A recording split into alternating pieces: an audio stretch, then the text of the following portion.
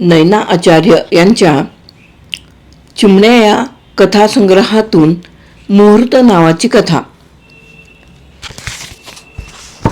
सुलभाला एवढे चांगले स्थळ मिळेल असे तिच्या वडिलांनाही वाटले नव्हते. मुलगी खूप हुशार होती, सुंदर होती, अगदी हजारांत उठून दिसणारी होती. पण या गुणांना छेद देणारे दारिद्र्य गणूभटजींकडे होते ना. त्यामुळे स्वतःला परवडत नसून त्यांनी तिला हायस्कूलमध्ये घातले. तरी ती केवळ काळाची गरज होती म्हणूनच. खेड्यातल्या अडाणी मुलीला सहसा शहराचा नवरा मिळाला नसता, म्हणूनच ते तिला इंग्रजी शाळेत पाठवीत. एरवी दारच्या 4 माड पोफडी, वीतभर जमिनीचा तुकडा, डगमगते खोपट वजा घर नि समृद्ध नसलेल्या गावची भिक्षुकी यात चरितार्थच भागणे कठीण असे. पण काही झालं तरी सुलभा मोठी गोड लागवी मुलगी. गणूभटजींची लाडकी. तिला शिकवून चांगलाचा शहराचा नवरा द्यायचा एवढे त्यांनी ठरवूनच टाकले. सुलभा हुशार म्हणून वर्गातल्या मुलींना मत्सर वाटे. तरी पण ती गरीब असल्याने तिचे नाक आपल्याहून वर नाही येणार म्हणून त्या गर्व करीत. एकदा त्या देवळात दर्शनाला व गावच्या किनाऱ्यावर पिकनिकसाठी एक ऑफिस बाबूंची सहल आली.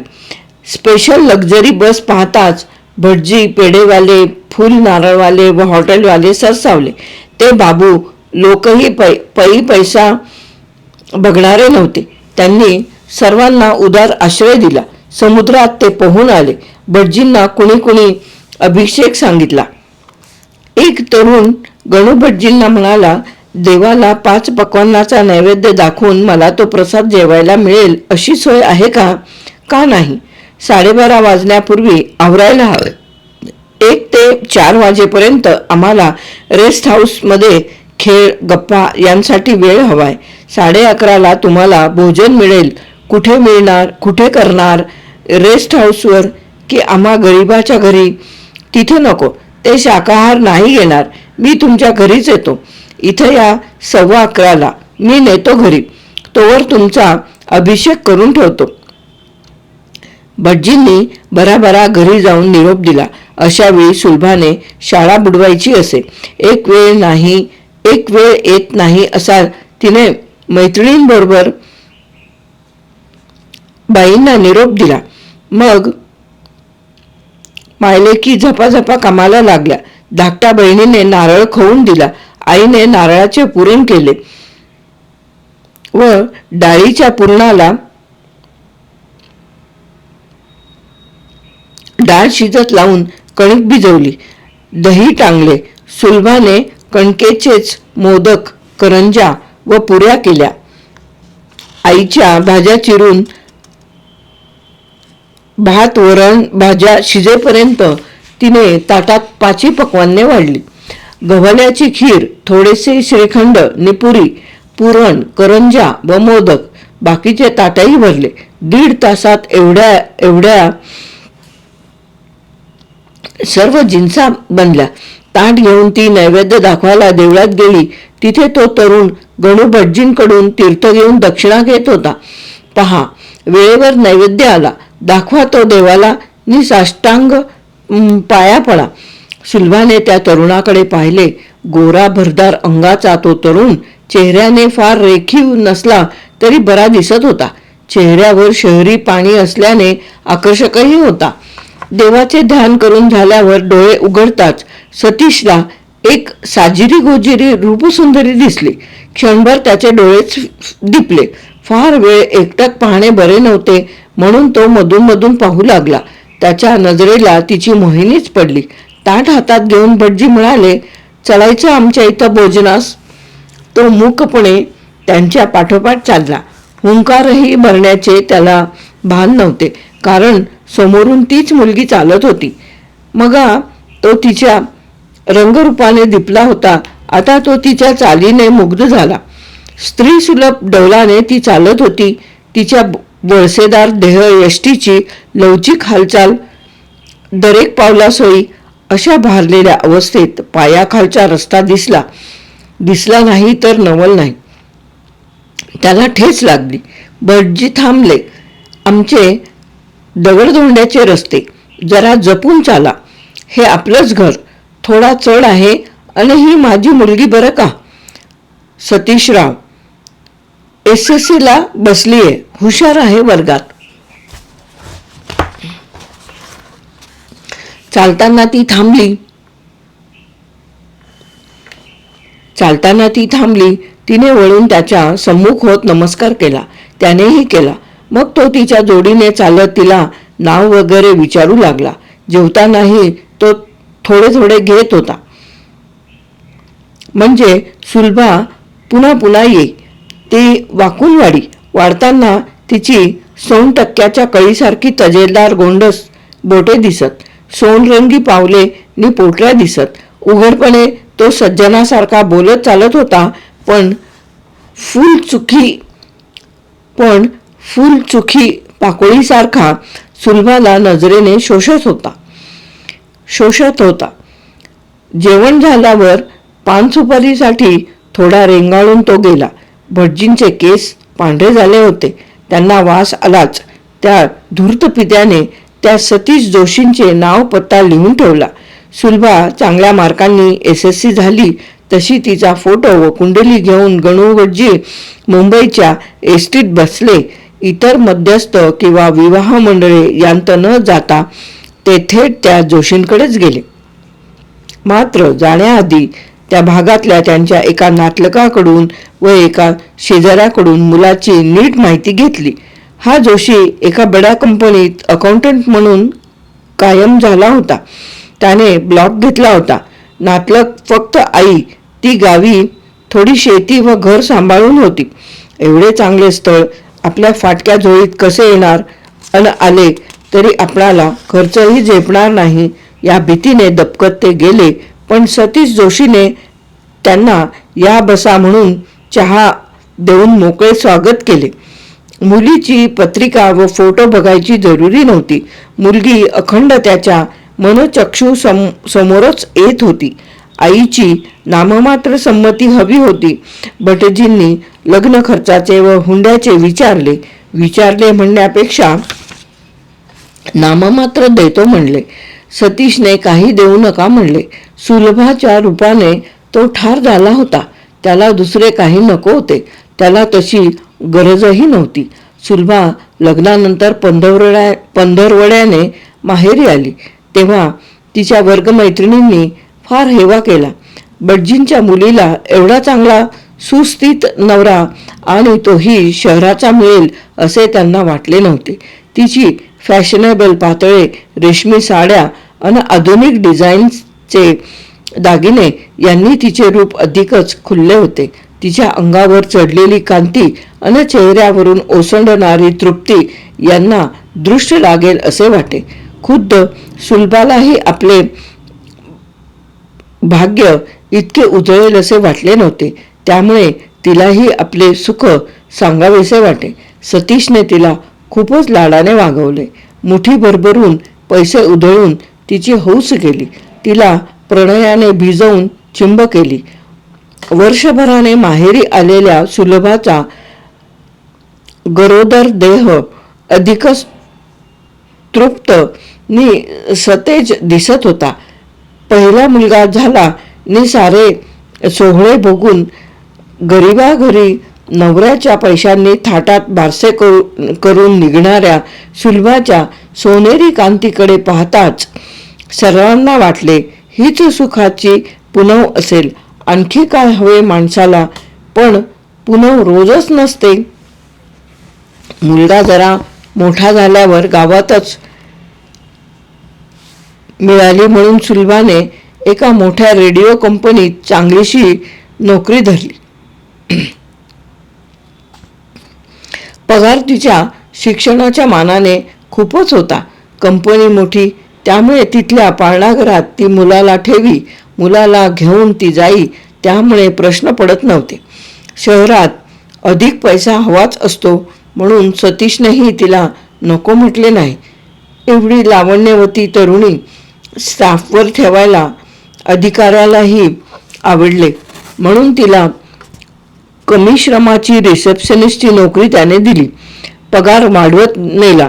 पुढे तिला तो सेक्रेटरी करणार होता.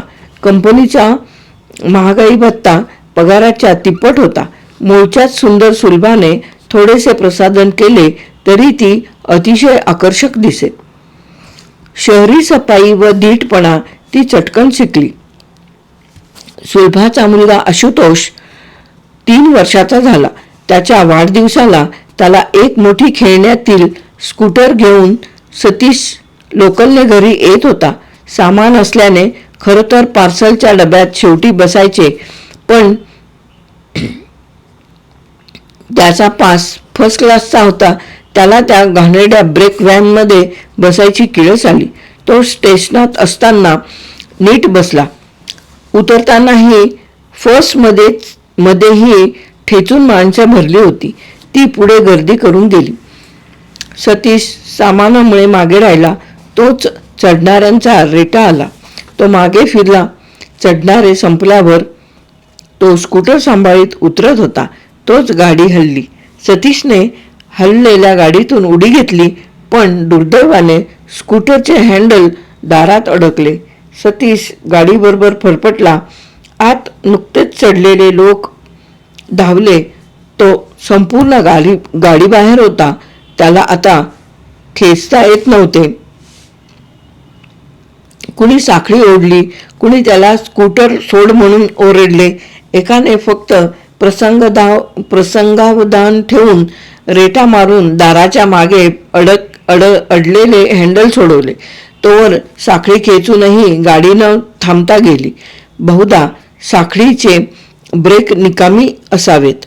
प्लॅटफॉर्मवरच्या लोकांनी पोलीस बोलवला. मग रीतसर त्याला स्ट्रेचरवरून स्टेशन मास्तराकरवी सरकारी हॉस्पिटलमध्ये नेले.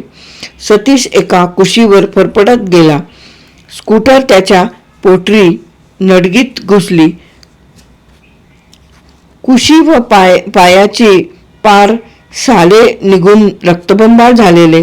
लाखो लोकांच्या थुंक्या व धूळ असलेल्या प्लॅटफॉर्मचे जंतू ओल्या जखमेत गेले. सारे इलाज केले, पण पोटरी चिरलीच होती.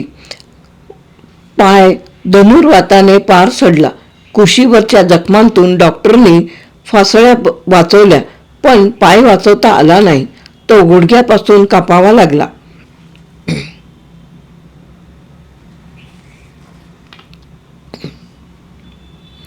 सहा महिने हॉस्पिटलमध्ये त्याला ठेवले तेव्हा इतर जखम व गुडघ्याची जखम भरून आली. थेरपीने शरीराचे सांधे हालचाल करू लागले. पायासाठी क्लचेस बनवून घेतले. या काळात सुलभाच्या सहनशीलतेची कसोटी लागली. त्याचा पगार थांबलाच. हिने 2 महिने बिनपगारी रजा घेतली. सासूबाई आल्याच होत्या.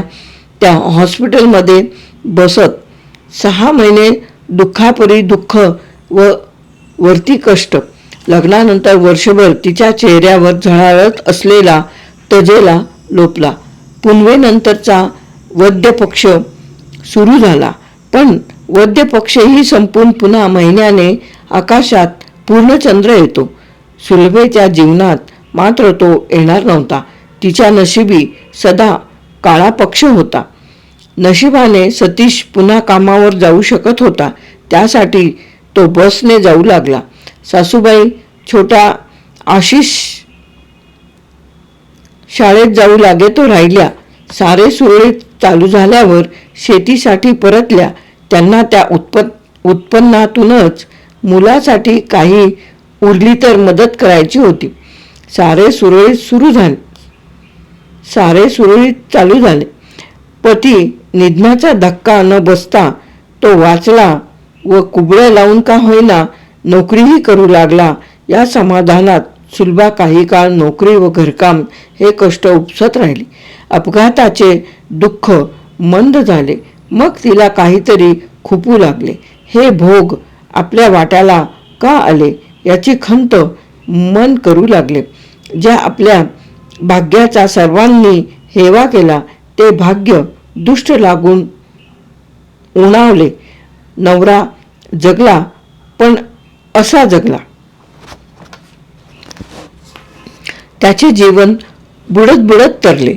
पण आपला चंद्र अर्धाच राहिला. सतीशने तिला खूप प्रेम दिले व तिनेही त्याला दिले होते. या अपघातानंतर अत्यंत प्रेमाने त्याला कसलीही न्यून वाटू न देता त्याची शुश्रूषा केली. तो बरा झाल्यावर पूर्ववत संसार चालू झाला. ती पूर्वीसारखीच त्याच्याशी एकरूप होऊन संसार करीत होती. पण एकांतात मन रुखरुखते आहे असे वाटे. एक प्रकारची अतृप्ती आतून फुटून बाहेर येत होती. त्याच्याबद्दल वाटणारे प्रेम शरीर मनाच्या आवेगाचे उरले नव्हते. ती दया होती का या विचाराने ती दचकली. आपण केवळ पत्नीने द्यायचा वाटा त्याला देतोय. समाजाने अशा परिस्थितीत स्त्रीने कसे वागावे याचे दंडक घालून ठेवलेत. बायको वर्षानुवर्षे बिछाण्याला खिळली तर नवऱ्याला अंगवस्त्र ठेवण्यास किंवा परस्त्री संबंध करण्यास मुभा मिळते. समाज त्याच्याकडे क्षमाशीलतेने पाहतो. पत्नीही त्याला दोष देत नाही. स्त्रीचा साक्षीदार अपुरा पडला तरी स्त्रीचा साथीदार अपुरा पडला तरी नाही. समाजाला वाटते स्त्रीने ते सोसून हसतमुखाने संसार करावा. तिच्याकडून मन मारणे नि त्याग करणे गृहीतच धरले जाते. स्त्रीने शरीराची नि सहवासाची भूक मारावीच अशी अपेक्षा असते. वैधव्यातही स्त्रीने शरीर सुख गौण मानावे व मुलाबाळांकडे बघून व्रतस्थ जगावे हीच रीत मानली जाते. त्यातून निर्धाराने वाट काढून दुसरा संसार थाटणारी स्त्री ही फारशी भली मानली जात नाही. मूल नसणाऱ्या स्त्रीचा दुसरा विवाह एक वेळ खपवला जातो. पण मुले बाळे असणाऱ्या विधवेने दुसरा विवाह केला तर तिच्या पहिल्या मुलांबद्दल इतरांना मोठाच पुळका येतो. त्या पुनर्विवाहितेचा धिक्कार होतो. एकूण पुरुषाच्या शरीर सुखात खंड पडला तर त्याने केलेली दुसरी सोय क्षम्य असते. स्त्रीने मात्र शरीर सुख नसले तरी ती भूक दमन करावी, तिकडे दुर्लक्ष करून पवित्रपणे जगावे हे गृहीत धरले जाते.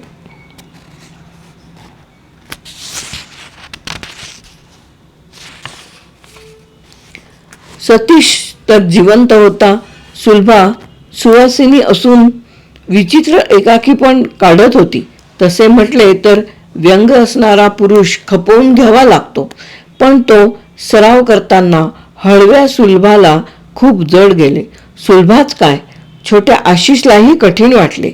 बाबा आजारी आहेत हे त्याला कळले. तो हॉस्पिटलमध्ये भेटत गेला. पण त्यावेळी सुलभा सावध झाली. या पोराचे भावविश्व जपायला हवे. सतीश, तुम्ही कृत्रिम पाय बसवणारच ना? मग आशिष जागा असेल तोवर कधीही त्याच्या समोर तोकडी वस्त्रे घालू नका. त्याच्यासमोर सदा फुल पॅन्टमध्येच वावरा. त्याला भीती वाटेल, तो तुमच्या जवळ येणार नाही म्हणून पूर्णांकाराचा लाकडी पायच बसवा. शक्यतो कुबड्यांशिवाय चालायची सवय करा. त्याला तुमच्या व्यंगामुळे कोवळ्या वयात धक्का बसेल, इतर मुलांपुढे न्यूनपणा वाटेल. सतीशने तसा प्रयत्न केला. आशिषचे मन सुलभाने जपले. तिचे काय? सतीश जेमतेम ऑफिस सांभाळी. इतर ठिकाणी जाणे त्याला विचित्र वाटे. पिकनिक्स बंद झाली. रविवारी फिरणे, नातलकांकडे जाणे, नाटक, सिनेमा सारे तो टाळत गेला. आपल्या लंगड्या पायाचे प्रदर्शन करून करुणेचा विषय त्याला व्हायचे नव्हते. तो फक्त ऑफिसात जाईल. त्याला कंटाळा येऊ नये म्हणून त्याने टीव्ही आणला. पण सुलभा ताज्या दमाची, तरुण रक्ताची, घर नि ऑफिस याखेरीज तिला आणखी विरंगुळा हवा होता. पण ती कुणाबरोबर जाणार? इतर पुरुषांबरोबर गेलेले लोकांना बरे दिसले नसते. इतर स्त्रिया आपापल्या नवऱ्यांमध्ये गुंग, ती एकाकी पडे. घराचे, ऑफिसचे काम, मुलाचे संगोपन, नवऱ्याचा सांभाळ यात ती दमे. पण मग याशिवाय तिच्या स्वतःच्या पदरात काय पडे? जीवनात कष्टांशिवाय काही असते की नाही? किंबहुना ज्या कष्टांचा परिहार होण्याचे प्रलोभन समोर नाही, ते कष्ट अखंड उपसताना उभारी कुठून आणायची? पण सुलभाला आपल्या व्यथ्या मनातच दडपाव्या लागत. समाजाच्या दृष्टीने तिचा नवरा जगला व नोकरी करू शकतोय हेच तिने भाग्य समजावे. आपले मन ती कुणाशीही मोकळे करू शकली असती. तिला समजून न घेता ऐकणाऱ्याने कदाचित तिच्यावर अनुदार आरोप केले नसते. कुणीही समजू शकला नसता की निरोगी, सुंदर अन रसरशीत देहाच्या सुलभाला नुसतेच कष्ट आणि काळजी नाही. आपल्या अपंग देहाच्या नवऱ्याला बिछाण्यावर पाहून ती आकसते. जगासमोर लपलेला त्याचा देह तिला अपुरेपणात दिसतो अन तरीही त्याला जमेल तसे सुख तो तिच्याकडून वसूल करतो. तिच्याशी तो शृंगार चेष्टा करतो. तिच्या रूपाची स्तुती करीत तिला खुलवीत तो आपली भूक भागवतो. सुलभाला त्याला साथ द्यावीच लागते. जे मिळेल ते व तसेच आपल्या नशिबात आहे हे ओळखून तो करील त्यात साथ द्यावी लागते. पण त्याच वेळी तिला तो पाय नजरेआड करता येत नाही. बेभान असणाऱ्या, बेभान करणाऱ्या धुंद शृंगाराऐवजी जपून सावरून केलेली क्रीडा कसली अपरिहार्य प्रसंग असतो ती सोसते. अन मग मन कधी बंड करते. आतली अतृप्ती खदखदत राहते. ती उफाळून वर येऊ पाहते. हे असंच जन्मभर मिळणार? हेच मी सुख मानून राहायचं? या जीवाला अस्सल धुंदी, सर्प मैथुनासारखी तृप्ती कधीच येणार नाही.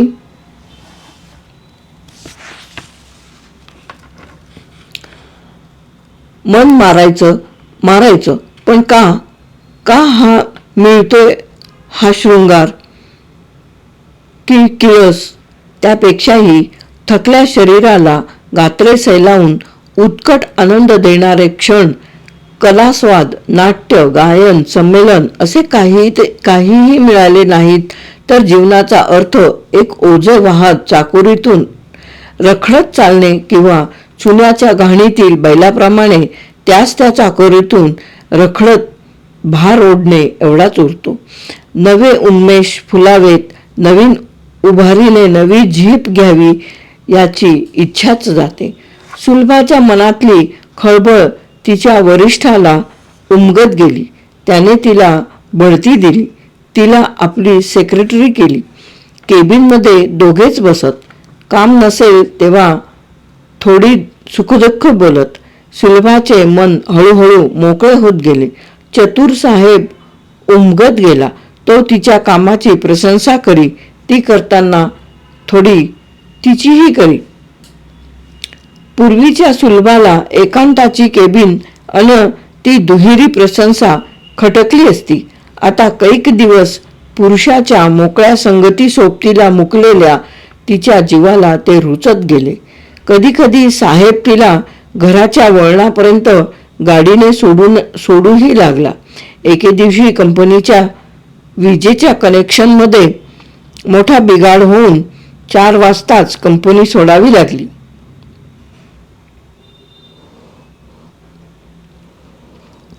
सुलभाताई घरी 6 वाजता गेलं तरी चालणार आहे ना? साहेबाने विचारले. हो, तशी रोजची व्यवस्था असतेच ना. 2 तास मिळाले. चला जरा बीचवर जाऊ, गप्पा मारू. साहेबांनी खडा टाकला.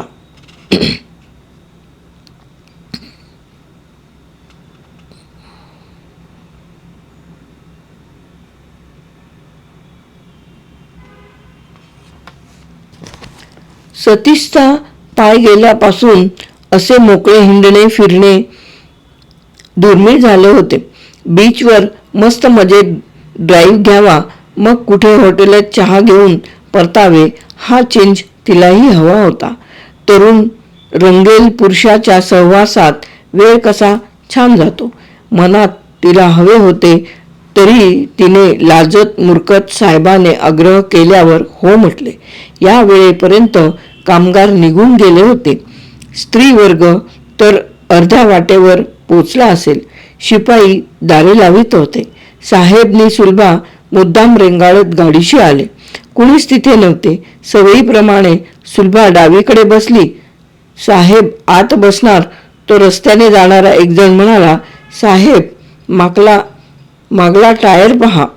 तो टायर साफ बसला होता. पंक्चरच असावं. साहेब हिरमुसले. ते टॅक्सी बघू लागले. पण या रस्त्याला टॅक्सी तुरळक व तीही येई भरून. टॅक्सीने अख्खा मरीन बीच फिरण्यात मजा तरी काय. तिसऱ्या इसमासमोर दोघांच्या गप्पा रंगणार तरी कशा.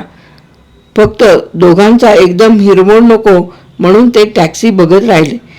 10 मिनिटांनी सुलभा बाहेर आली मोटार उघडून. साहेब मी जाते बसने. पुन्हा केव्हा तरी हाफ डे नाहीतर रजा घेऊन जाऊ. आपण बसनेच जाल ना. तर काय, कंपनीच्या ड्रायव्हरला गाडी गॅरेजला टाकायला सांगून जातो. सॉरी हं, गाडीला मत्सर वाटला आपला. तुमचा काय दोष. पुन्हा जाऊ तेव्हा जाऊ. आज हिरमोड झाला खरा. स्वतःसाठी जगण्याचा प्रथमच हिया केला, पण प्रथमासे मक्षिकापात झाला. साहेबाने बीचवर फार काही केले नसते. तिलाही भलते काही करायचे नव्हते. पण वेळ टळली. तिची सासू येऊन सर्वांना गावच्या उत्सवाला येण्याचा आग्रह करू लागली. अगं, देवाचा वार्षिक उत्सव आहे. मी गेल्या वर्षी सतीशला अपघात झाला तेव्हा नवस केला. यंदा तो फेडायला हवा. ज्या गावात ती नववधू म्हणून दिमाखात मिरवली त्याच गावी लंगड्या नवऱ्याची बायको म्हणून हिंडून तिला किवेचा विषय व्हायचे नव्हते. तिने सासूला रजेची व मुलाच्या शाळेचे परीक्षेची सबब सांगितली. नवसाचे 5 नारळांचे तोरण नवऱ्याच्याच हातून देवाला बांधायला सांगितले. अगं, पण त्याला जपून न्यायचं आहे ना. ते रोज बसने जातात. इथूनही थेट बस आहे गावी. येतील ते. मायलेक गेले. तिला एकलेपणाही बरा वाटला. जरा शांत निवांत वाटले. रविवारी स्वयंपाकाचा घोळ तिने घातला नाही. पुरुष नसले की नुसती खिचडी टाकून भागते. रविवारची विश्रांती घेत ती अगदी सकाळीच आरामात वाचीत बसली. असे भाग्य स्त्रियांना मिळत नाही. आठवड्याचे 6 दिवस नोकरी नि रविवारी चटकदार खाणी नि स्वयंपाक यांत दिवस जातो. प्रथम रविवारची पुरवणीसह दैनिके ती चालू लागली. 2 नंबरच्या पानावर काय छान छान नाटक, सिनेमांच्या जाहिराती होत्या. कित्येक दिवसांत एखादे दर्जेदार नाटक तिने पाहिले नव्हते. वर्षात एकच सिनेमा मुलासाठी पाहिला, तो हाणामारी पिक्चर. धड तिने डोळे उघडण्याचे कष्ट न घेता पाहिला. आज तर जवळच्याच नाट्यगृहात एक छानसे संगीत नाटक होते. तिला ते खूप दिवस बघायचे मनात होते. नाटक छानच होते आणि त्यातला नायक तिच्या गावचा होता. ती हायस्कूलमध्ये असताना तो वरच्या वर्गात होता. तेव्हाही तो गॅदरिंगमध्ये भावगीते, ख्याल म्हणे. पुढे तो शास्त्रशुद्ध गाणे शिकला. आता रेडिओ मैफिली नि नाईटवर संगीत नाटकातून कामे करून मोठा प्रसिद्ध झाला होता. आज त्याचे नाटक लागले. जावे का, आशिषसह जावे का एकटे. दारावर बेल वाजली. तिने दार उघडले. नवलच म्हणायचे. ज्याची आठवण केली तोच गायन नट दारात उभा होता. ओहो, तू अलभ्य लाभ, ये आत बैस ना. तिने पंखा सुरू करीत समोर बसून त्याचे स्वागत केले. कितीतरी वर्षांनी गावचा समवयस्क माणूस आणि तोही आवडता गायक नट. दोघांच्या गप्पा रंगल्या. मध्येच झटपट तिने चहा बिस्किटे दिली. त्याने नव्या नाटकाच्या गमती नी दौऱ्यातले किस्से सांगून तिला खूप हसवले. मोकळ्या मनाने ती किती काळ हसली नव्हती. अरे जेवून जा हं, मी चटकन सोपेसं करते. नो मॅडम, आता नाही. जेवायचंच तर माझं आवडतं नी पोटभरीचं हवं. दुपारी मी फार हलके नी थोडे खाईन. रात्री नाटकानंतर येऊ. सतीश असता तर ती बिनदक्कत हो म्हणाली असती. पण नसला तरी काय बिघडलं. तो काय आपल्याला खातोय. अगदी समजा पिऊन आला तरी मोकळा वगेल. काय झालं जरा मनसक्त बोलायला. हसत खिदळत मन हलकं होईल. ऐन जवानीच्या सुरुवातीला केवढं भोगलं आपण. कधीतरी त्याला उतारा नको. समोरच्या वाटेवर नुसतंच दुःख अंथरलं असेल तर चालायला धीर कसा येणार.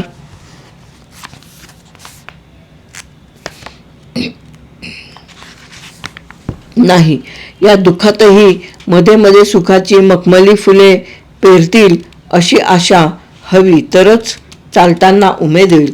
तोच दुसरे नाठाळ मन म्हणाले, वाघ हा स्वार्थी विचार झाला. सतीश किती दुःखी आहे. आपल्या व्यंगाने त्याला किती निराश केलंय. त्याला तू धीर द्यायचा. सुलभाचे पहिले मन त्या शिकवणाऱ्या मास्तर मनाला म्हणाले. असा उपदेश करणे सोपे असते पण वागणे कठीण ग बाई. सतीशला मीच सावरला नाही का. औषधे शुश्रूषा केली. सर्व तऱ्हेने सेवा नि सुख देतेच. पण या पलीकडचे काही मला हवंय. मी घेणार ते. मग ती त्या अभिनेत्याला म्हणाली, ये ना, तुझा मेनू सुचव, तुला आवडणारा. अगं मी तरी काय पागल. आधी हे नाटकाचे 2 पास घे. तर तू नाटकाला येच. जेवणाचे फार प्रस्त करू नको. मध्यरात्री वेडे वाकडे जेवत नाही मी. तू झकास कढी नि भरली वांगी करून ठेव. आल्यावर भात टाक चटकन कुकरमध्ये अन 2च फुलके मला पुरेत. एवढंच ना, जमेल की. आल्या 15 मिनिटात भात पोळ्या नि अन्न गरम करणं होईल. टेबल लावूनच जाईन. गुड. तुम्ही पुढे येणार का की एकत्रच परतूया. नाही, नाटकाला मी एकटीच येईन. माझ्या आशिषला मी असे कुठे रात्री नेत नाही. अन हे गावी गेलेत. पण तू संकोचू नकोस. खुशाल जेव. रहा सुद्धा. माहेरच्या माणसांचा हक्कच आहे तो. रात्री शेजारच्या काकूंकडे तिने आशिषला ठेवला व सकाळीच नेईन. रात्री झोपमोड नको असे म्हटले.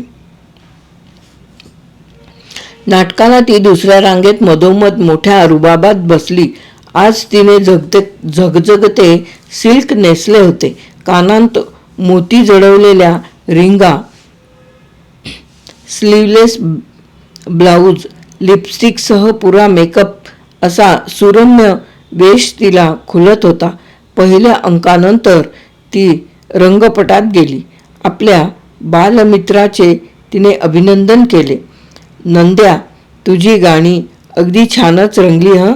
दुसरे तर काय जोरात म्हटलेस. अन तूच सखे वेड लावले गाण्याला. मी वन्स मोर दिला. मला कळलं ते. अगं आम्ही पात्रांशी बोलतो पण एक ध्यान प्रेक्षकांकडे असतंच. तू अगदी रंगली होतीस. वेडे तुझ्या डोळ्यांतून पावती मिळाली.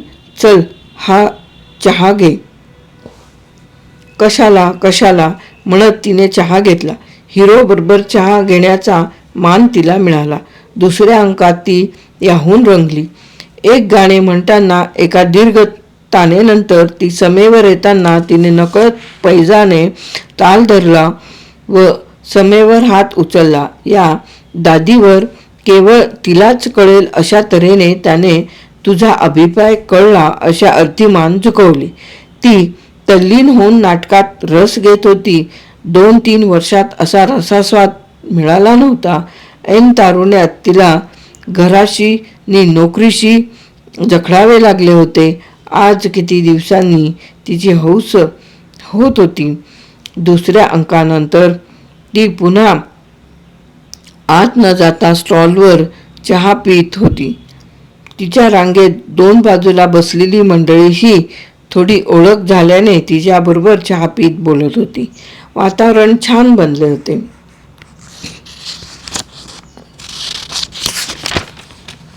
तेवढ्यात ज्या आजींकडे आशिषला ठेवला होता त्यांचा मोठा मुलगा खाली प्रवेशद्वाराशी तिला दिसला.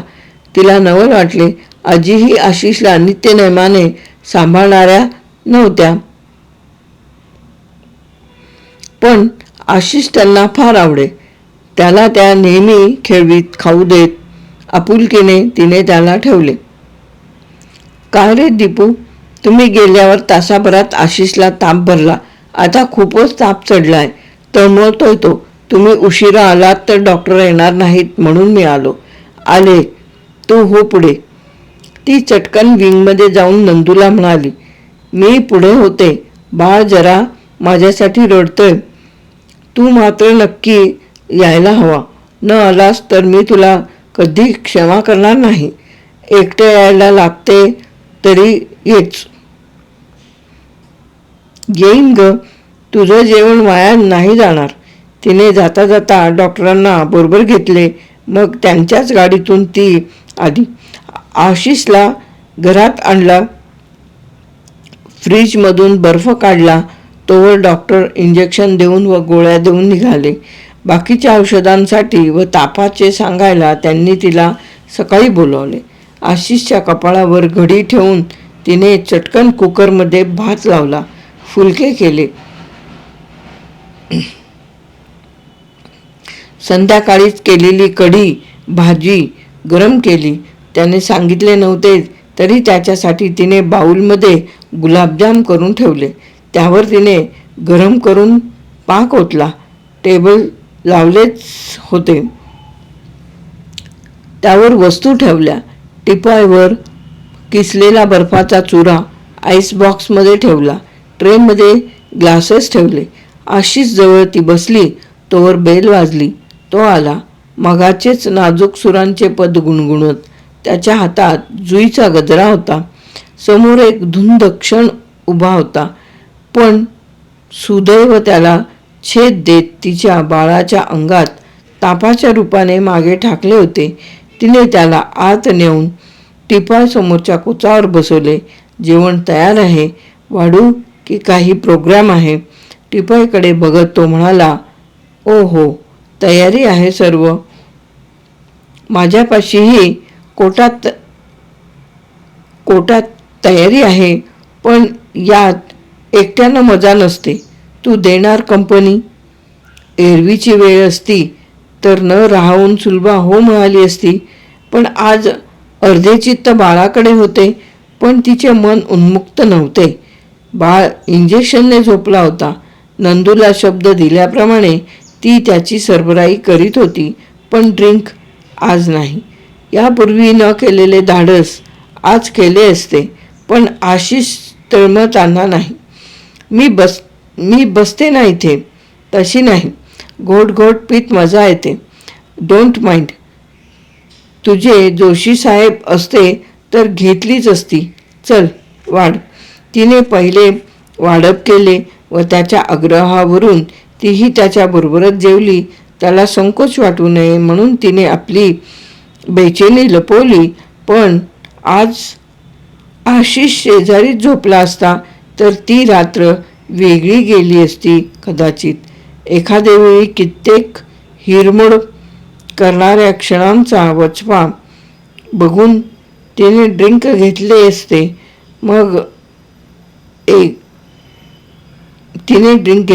आणि मग काय घडले असते कोण जाणे. त्या रात्री तिनं वरवर नंदूला राहा म्हटले, पण तो गेला खरा. ड्रिंक पार्टी असती तर राहिला असता.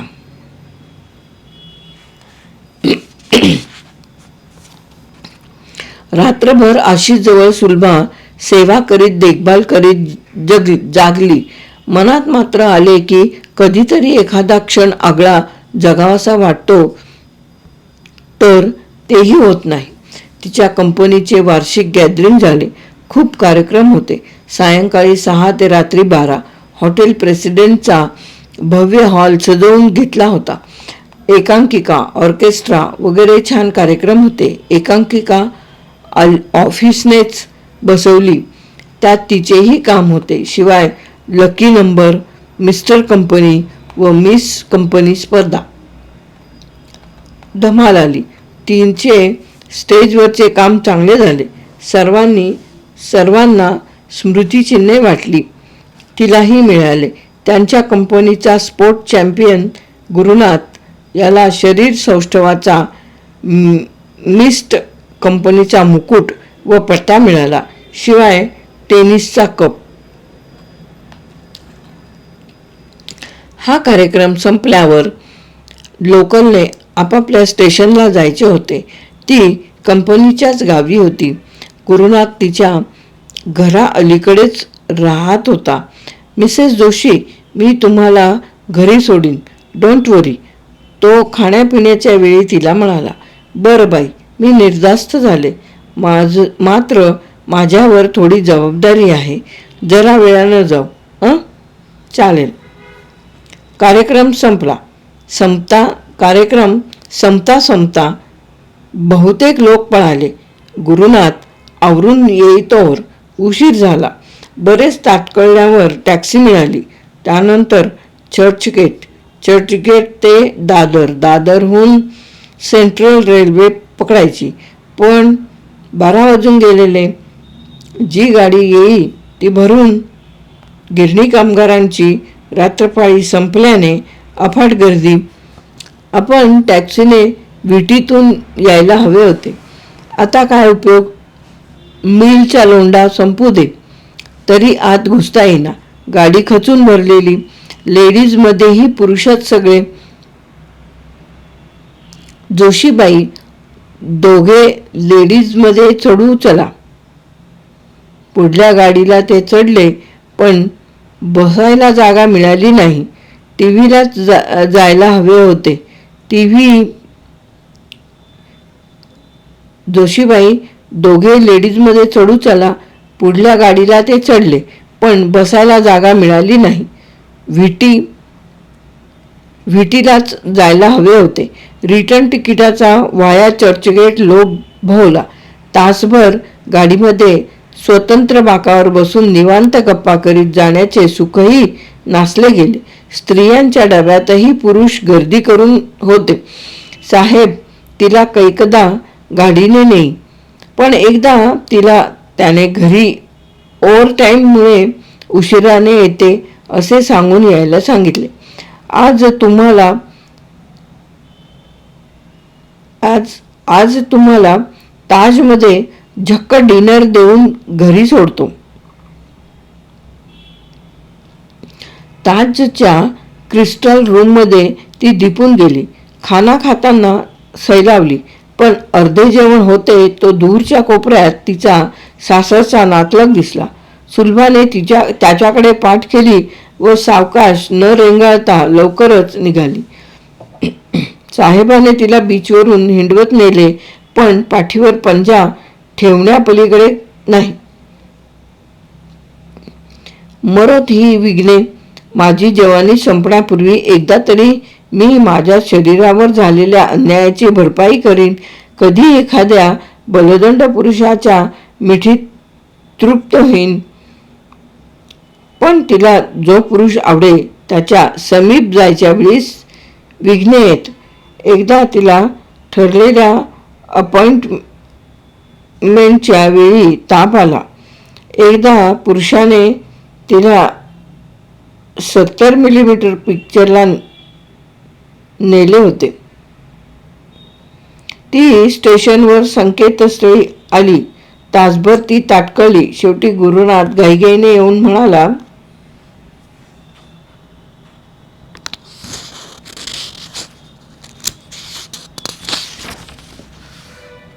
क्षमा कर, मी गावी जातो. बाबा सिरियस आहेत. ती परतली.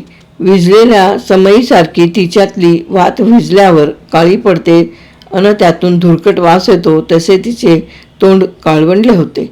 मनाचा गंध बिघडला होता. त्यानंतर तिने उचलच घेतली नाही. रटाळ संथ एकसुरी जगत राहिली. कुणी तिच्या नवऱ्याचे व्यंग कळल्यावर सहानुभूती दाखवी, कुणी तिच्या रूपाची प्रशंसा करून तिने एवढे पातिव्रत्य दाखवण्याची गरज नाही म्हणे. पण ती थंडपणे ऐकून घे.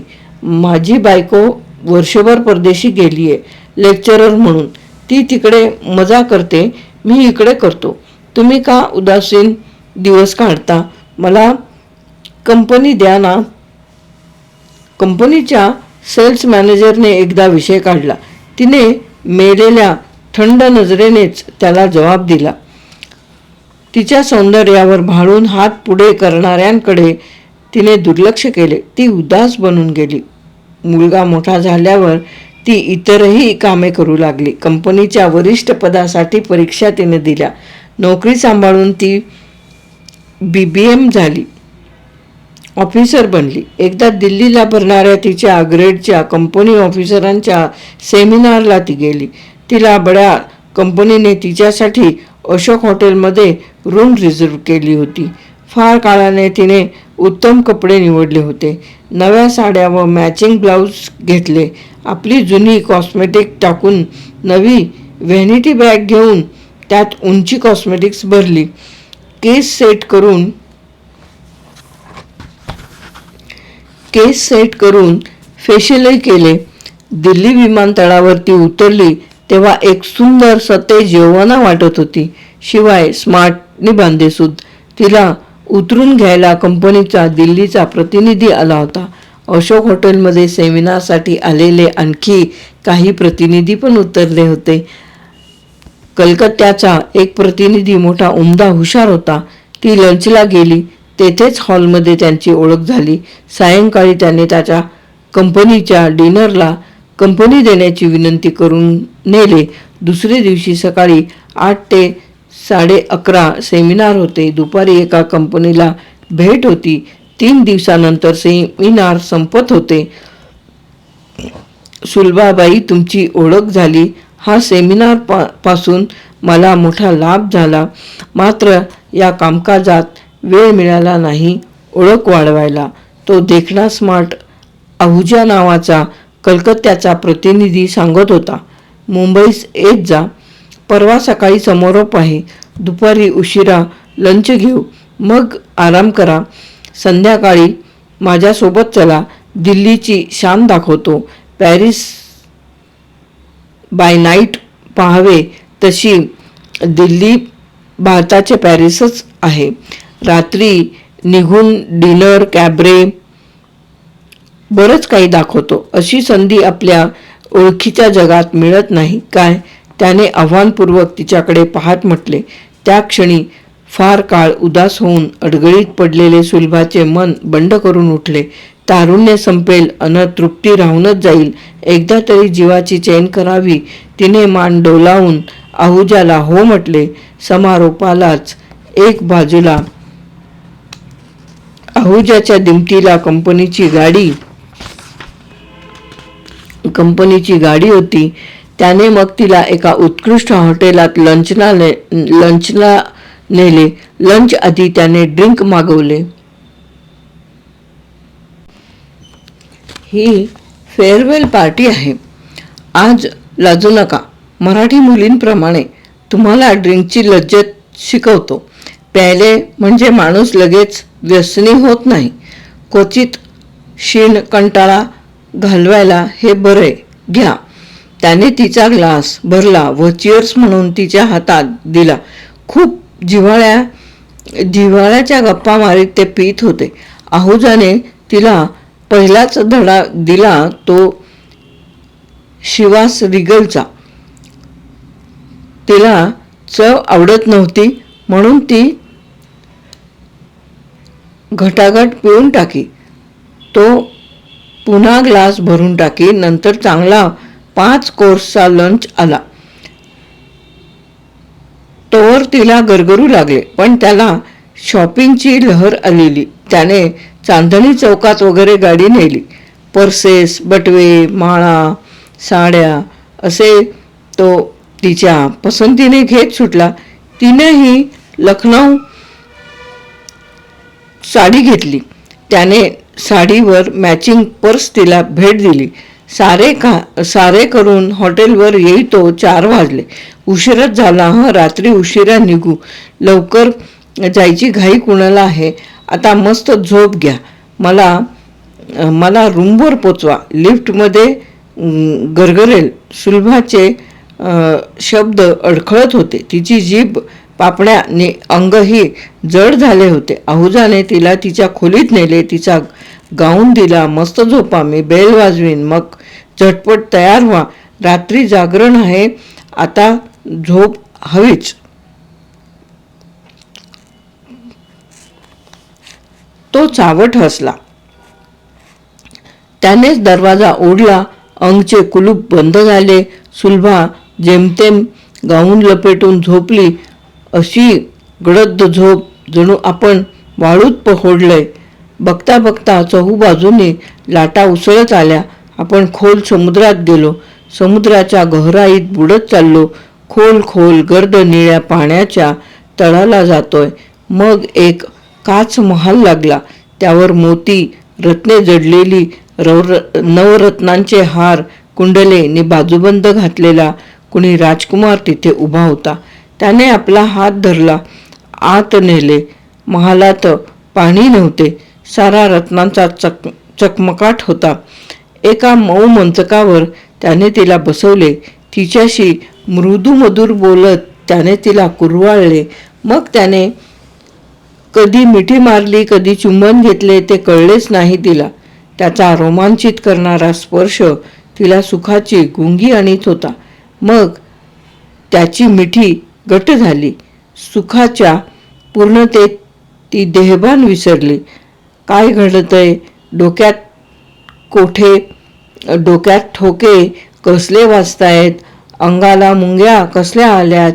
परत कूच बदलून ती ते स्वप्न परतवू लागली.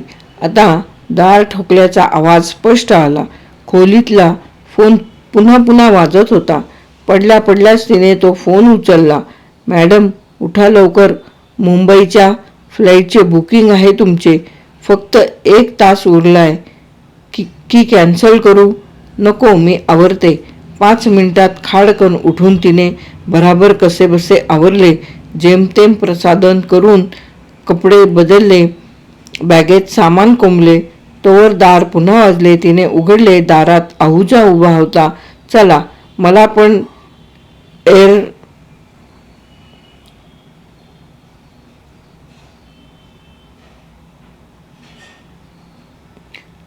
तोवर दार पुन्हा वाजले. तिने दार उघडले. दारात आहुजा उभा होता. चला, मला पण एरोड्रमवर जायचंय.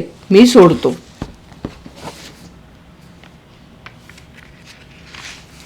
तिने बिल चुकवून त्याच्या गाडीत बसत दार ओढले. कडाडून येणारी जांभई सरळ आ करून दिली. अजून गुंगी उतरली नाही.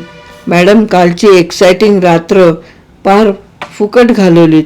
मी 7ला इंटरकॉमने तुम्हाला रिंग केली. थांबून 7:30 पर्यंत वाजवीत होतो. मग अर्धा तास तुमचे दार ठोकले. तुमचे हो की चू नाही. मग वाटले तुम्ही दुसऱ्या कुणाबरोबर किंवा एकट्या बाहेर गेलात. मग 9ला निदान कॅबरेला न्यावे म्हणून प्रयत्न केला, पण जवाब नाही. वाईट शंकाही येऊन घाबरलो. अखेर पहाटे मॅनेजर व मी दोघेही तुम्हाला जागे करू लागलो. तो फोन करी. काय झालं होतं? का आपण रात्री खूप मज्जा केली की? अजून उतरली नाही का? कसली मजा केलीत? सब काही. रात्रभर मिठीतच होतो. मॅडम, तुम्ही प्रथमच ड्रिंक घेतलीत. हे अल्बत मी काहीच घेतले नव्हते यापूर्वी. तसं बोलायचं. वाईन किंवा थोडी बिअरच दिली असती. बापरे, जीवावर बेतणार होतं हे. पट्टीच्या पिणाऱ्यांसारख्या प्यायला. किती पेग. एन्जॉयमेंट राहूनच गेली. त्या हेवी ड्रिंकनं तुम्ही सपाटून झोपलात. पार नेणिवे पलीकडे गाढ झोप लागली. स्वप्न पाहत 12 तास गुंगीत पडलात. अन मी ताटकळत बसलो. So sorry. मलाच तुमच्याबद्दल वाईट वाटलं. सुखाचे ताट समोर आले अन तुम्हाला त्याचा आस्वाद घेतल्याचा भासच झाला.